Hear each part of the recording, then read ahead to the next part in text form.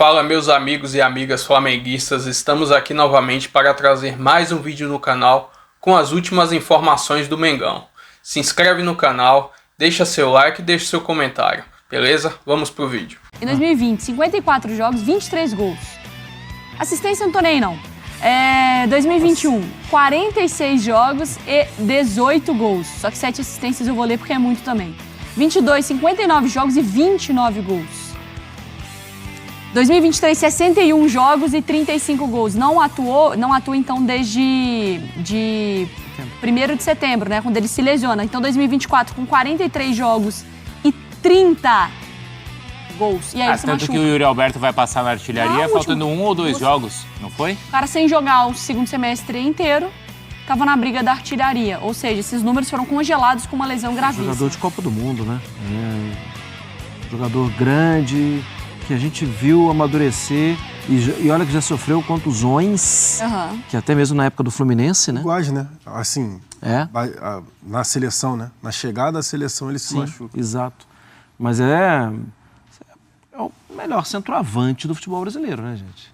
Aquele cara da área, aquele cara que decide os jogos, assim, às vezes de forma unilateral, né? Aquela bola que fica dali, daqui, opa!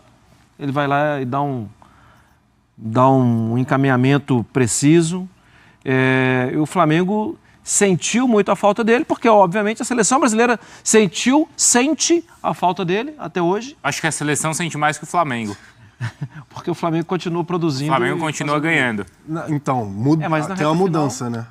Assim, só pegando o gancho. A seleção sente mais do que o Flamengo, mas, por exemplo, o Flamengo do Tite sentiu de uma forma que não teve como reverter. Foi devastador. A gente ainda não viu o Flamengo do Felipe Luiz, não é isso? Com o Pedro? Não vimos. Não vimos. E tem a tendência a ser, assim, assustador. Sabe o que é muito doido, já? Porque, assim, que tem alguns treinadores que quando ele tá ganhando, é até ruim quando ele ganha jogador novo. Porque você fala, ixi, o cara vai ter que mexer no esquema. Não mexe. Foi ali que ele se perdeu. Tá funcionando. Eu nunca vi receber jogador bom e virar problema, porque tentou encaixar e desencaixou foi todo mundo. Com o Felipe Luiz eu não tenho esse medo. Não precisa ter. Não tem esse medo? Eu não tenho. Ah, bom. Eu não tenho. Não, também não. Até resgatei o trecho que a gente conversou sobre isso. Hoje é quarta, já tô perdido no tempo. Quarta, né? Na segunda-feira a gente falou no pós, né, do Vitória. Assim, a diferença...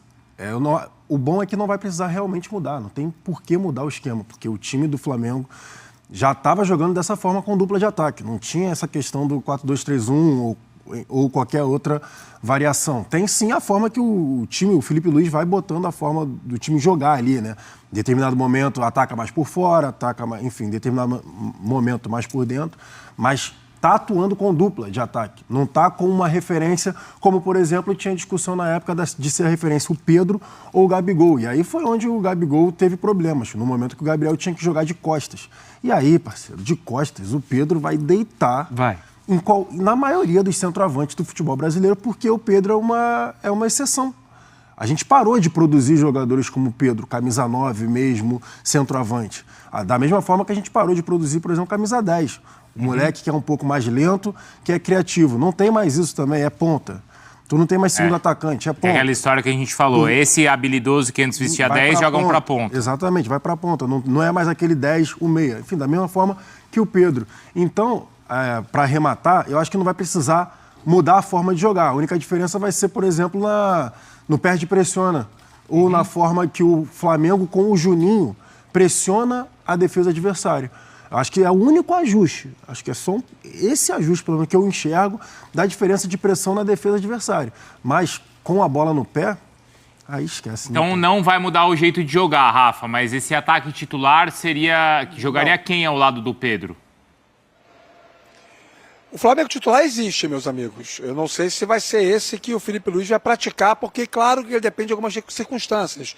Às vezes o jogador que teoricamente no desenho inicial começa a performar melhor do que os outros, pede para passagem, vai ter que jogar. Talvez haja uma dúvida na lateral esquerda, mas eu acho que já há algum tempo se consagrou que o Alexandro seria o maior nome para poder fazer o balanço defensivo com 3 homens, porque o Wesley sobe muito, o Alexandro consegue atacar, mas também tem uma capacidade maior de recomposição. O Flamengo ideal, com todo mundo bem fisicamente, bem tecnicamente, é aquele de Rossi, Wesley, os dois Léo, Alexandro, o Pulgar, o De La Cruz, o Gerson, o Rascaeta, o Bruno Henrique e o Pedro. Isso. Esse é o time. Titular do Flamengo. Qualquer outro jogador que entre nessa formação é por uma circunstância e porque, repito, possa estar atravessando uma fase tecnicamente melhor do que outro titular que vinha sendo teoricamente o planejado. Só isso muda o Flamengo ideal. E o Felipe Luiz vai fazer essa escalação, vai exercer esse time também porque ele crê muito no que a gente chama de memória de jogo, né? E os grandes momentos do Flamengo em campo de 19 para cá tiveram muito desses jogadores que ainda são remanescentes daquele time que ganhou a Libertadores e o Brasileiro. Então eu não vejo muita dificuldade para essa escalação ideal, não. Agora, uma temporada tão longa como essa, com Copa do Brasil, Libertadores, Brasileiro, Mundial de Clubes, ela pode impor algumas realidades para a rotina de trabalho do Felipe Luiz e ele vai ter que tomar essas decisões. Felipe Luiz que não perdeu ainda com o time titular do Flamengo esse ano, em 16 jogos, e a única derrota dele com o time principal foi no Clássico para o Fluminense em 17 de outubro do ano passado. Até porque são poucos que vão aguentar todos os jogos, né? Porque o time com a Arrascaeta, porque para mim o principal nome aqui que eu tenho mais, não desconfiança, né, mas que tem um histórico, Sim. é o Arrascaeta. Ele e o Nico. Ele e o Nico. Você não imagina que, beleza, tem um time titular, então tá garantido ali que você... Claro, forças maiores podem acontecer, mas o Pulgar me parece alguém que tá mais presente jogando. O Gerson vai jogar. Agora o Arrascaeta e o De La Cruz, eu não sei se vou ter por 3 rodadas. Os zagueiros vão jogar, o Wesley vai jogar. Os laterais, talvez uma mexida ou outra por cartão, por não sei o quê.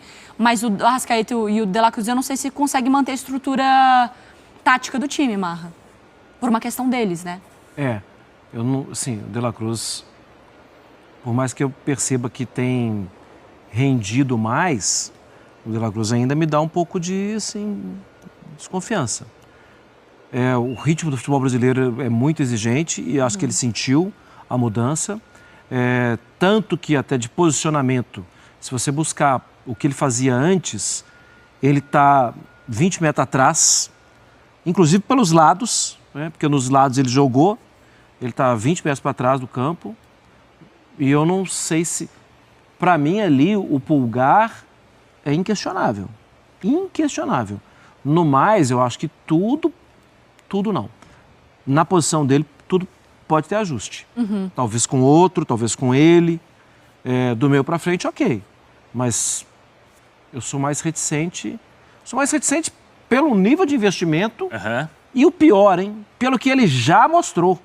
Porque não foi uma edição de inteligência artificial que nós vimos. Não é nem pela questão física que você está falando, né, Marra? Eu acho que tem mais coisa aí, assim, que talvez de adaptação.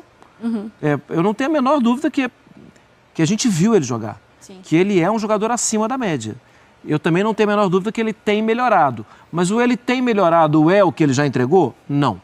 Ainda não. Ô, Jailson. Se eu fosse o Flamengo, eu também contrataria. Isso. Ninguém fala que é errado buscar um cara como esse, né? Ô, Já, presta atenção nessa pergunta porque nos envolve, tá? Quando ele vem assim, prepare-se. Eu já tô vendo. Vai Não, lá. é o seguinte, nosso time aqui da ESPN, que você veste a camisa 10, certo? Não veste, Mário? 9. 9? Eu tô esperando. Tá. A gente precisa de um 8. É o Balotelli, gente. Fazedor de gol. E Exatamente. nem comemora porque não faz mais que a obrigação. Né? Precisa de um camisa 8. Um volante que vai jogar mais pela direita. É a única peça que falta. E a gente tem 3 candidatos. Porque eu sei que você gosta dos 3. Richard, Rios, Carrijo ou Gerson. Não. Pra quem você dá a camisa? Não, o Gerson, pô. Não tem discussão. Nem, com Carrijo não tem? Não tem discussão. Não tem discussão. Não tem nem a discussão? Nem a dúvida? O Carrijo tá jogando muito. Tá. O Carrijo tá jogando muito, mas o Gerson é o principal jogador. Nesse ano ele joga mais que o Gerson, o Carrijo? Cara, para a importância do Corinthians, eu acho que, assim, o Carrijo para mim é mais importante pro Corinthians. O Gerson é muito. Tecnicamente é muito importante, mas aí ele tem com quem dividir mais. Por exemplo, tem o Wesley, que é um lateral hoje de seleção, que toda hora vai salvar a pele do Gerson em determinado momento, que, por exemplo, que o Gerson se enrolar. E o Wesley vai estar fazendo ultrapassagem. Eu acho que o Carrijo é mais importante para o Corinthians. Mas o Gerson é o principal jogador do futebol brasileiro, não é de hoje. Desde a temporada passada, quando ele, na data FIFA, na Copa América, ele pega embaixo do braço o time do Flamengo, carrega todo mundo e A gente está falando de um cara que joga no futebol brasileiro, que hoje é peça titular da E seleção. que fez falta E nos fez últimos falta. jogos, né? Contra a Argentina principalmente, né? Sim. Porque eu lembro quando ele volta, né, Rafa, que tinha até uma cobrança. Eu lembro, eu falando aqui no Sport Center, o Gerson não voltou mesmo ainda.